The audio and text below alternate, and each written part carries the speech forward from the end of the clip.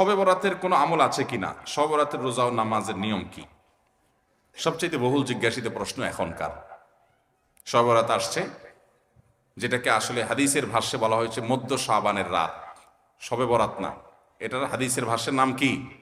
মধ্য শাবানের রাত। এই মধ্য শাবানের রাত বা মধ্য শাবানের রজনী, এই রাতে যেটাকে আমরা শবে বরাত বলি, এই রাতের নামাজের নিয়ম কি?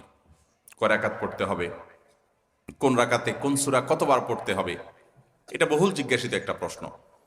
এবং এ ব্যাপারে আমরা অনেকে জানি যে শবে বরাতের নামাজে এত রাকাত পড়তে হবে, সেখানে সূরা কুল হুয়াল্লাহ, ইখলাস এতবার পড়তে হবে, ইত্যাদি ইত্যাদি। লাইলাতুল কদর ছাড়া অন্য যে সমস্ত রাতের ফজিলত আছে, এর মধ্যে 10টা রাতের কথা আল্লাহ তাআলা শপথ করেছেন, ওয়াল ফাজরি ওয়া লায়ালিন আশর। সে 10টা রাত হলো জিলহজের প্রথম দশক।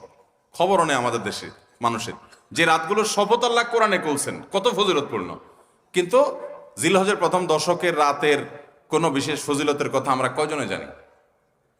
যাই হোক, মধ্য শাবান রজনীর কথা আমরা বেশি জানি, শুধু না, সবচেয়ে বেশি আমরা এ রাতে ইবাদত বন্দেগীর চেষ্টা করি। তো সবচেয়ে বেশি চেষ্টা তো হওয়া উচিত হলো লাইলাতুল কদরে। এর পাশাপাশি যদি কেউ মধ্য শাবানের রাতে আল্লাহ তাআলার ক্ষমা লাভের চেষ্টা করে, সেটা দর্শনীয় না, সেটা জায়েজ। এই রাতের এতটুকু ফজিলত অবশ্যই প্রমাণিত যে আল্লাহ রাব্বুল আলামিন এই রাতে হিংসুক ছাড়া, মুশরিক ছাড়া বাকি মানুষগুলোকে সাধারণ ক্ষমা ঘোষণা করেন। অতএব এই রাতের একেবারে কোনোই ফজিলত নেই, ব্যাপারটা সেরকম না। বিভিন্ন হাদিসের আলোকে এটুকু অন্তত সাব্যস্ত হয় যে আল্লাহ তাআলা হিংসুক এবং আপনার মুশরিক ছাড়া, মানুষের পিছিয়ে লাগে শত্রুতা, এই মানুষটা বাকি মানুষ থেকে মাফ করে। তাহলে মধ্য শাবানের রাত বা যেটাকে শবে বরাত বলছি আমরা, এই রাতের মূল আমলই হলো, এটাকে কেন্দ্র করে মূল আমলই হলো নিজেকে শিরক এবং হিংসা থেকে পরিচ্ছন্ন করা, সাধারণ ক্ষমার উপযুক্ত করা। এটা হলো মূল আমল, বাস। এর বাইরে আপনি ক্ষমা লাভের জন্য যদি চেষ্টা করেন, সেটা কোনো দর্শনীয় বিষয় নয়। তবে এই রাতকে কেন্দ্র করে বিশেষ ফরম্যাটে নামাজ, রাত জেগে, তারপর বিশেষ ফরম্যাটে ইবাদত, এই সূরা এতবার, এই নামাজ এত রাকাত, এরকম কোনো কথা কোরআন হাদিসে বর্ণিত হয়নি। এগুলো আমরা মনগড়া বানিয়ে নিয়েছি। এবং যদি এরকম কোনো ফরম্যাট আমরা ঠিক করে নিয়ে সেভাবে ইবাদত করাটাকে আমরা এ রাতের আমল, শরিয়া সিদ্ধ আমল মনে করি, বা সুন্নাহ আমল মনে করি, বা কোন নির্দিষ্ট আমল মনে করি, তাহলে বেদাতে পর্যবসিত হবে।